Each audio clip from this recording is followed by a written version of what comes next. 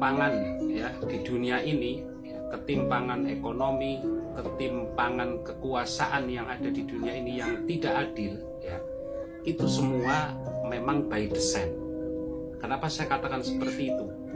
Kesepakatan setelah terjadinya perang dunia kedua ya, ketika dolar ya, ketika kepemimpinan dunia ini diambil alih oleh Amerika ya, menjadi negara adik kuasa dan menjadikan dolar sebagai alat transaksi keuangan global, itu membuat ketimpangan terutama bagi negara-negara yang berkembang itu lebih dalam. Kita pernah mendengar statement dari mantan Menteri Keuangan Indonesia Ibu Sri Mulyani yang pernah mengatakan bahwa ada 1% kelompok atau keluarga atau perusahaan yang aset kekayaannya itu ya, itu 1% itu ya, itu bisa melebihi 99% kekayaan yang ada di dunia ini. Artinya kekuasaan finansial mereka sangat luar biasa, dan saya meyakini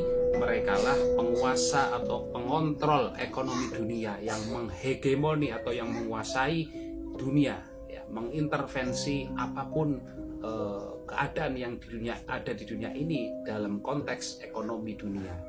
Bukan kita sedang mengesampingkan Tuhan, tapi kita sedang membicarakan tentang satu kelompok 1% yang menguasai kekayaan yang luar biasa. Saya pernah baca buku yang berjudul Sejarah Uang. Buku ini menarik sekali bagaimana uang yang dulu itu bukan fiat money atau uang kertas, tapi dulu kita masih bertransaksi dengan memakai logam mulia seperti perak, emas, dan tembaga.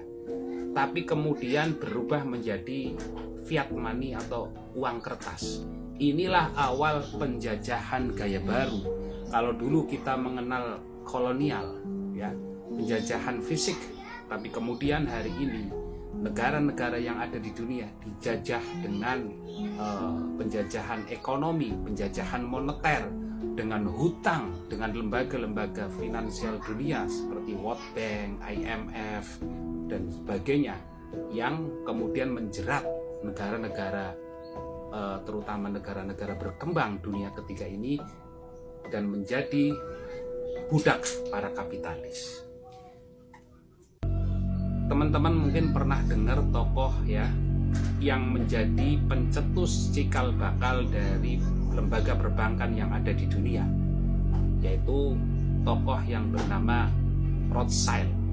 Dia adalah seorang Yahudi yang berasal dari Jerman. Dia adalah seorang pedagang emas awalnya, tapi karena dia bertransaksi tidak hanya dengan orang-orang kecil, tapi kaum bangsawan di Eropa, kemudian kekayaannya luar biasa.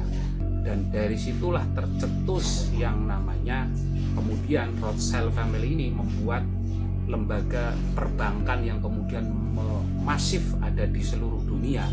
Bahkan Rothschild family ini diyakini adalah penguasa dunia hari ini yang kemudian mengintervensi, yang memiliki dukungan-dukungan dari pejabat-pejabat tinggi di negara Amerika ataupun di negara-negara bonekanya atau sekutunya Amerika.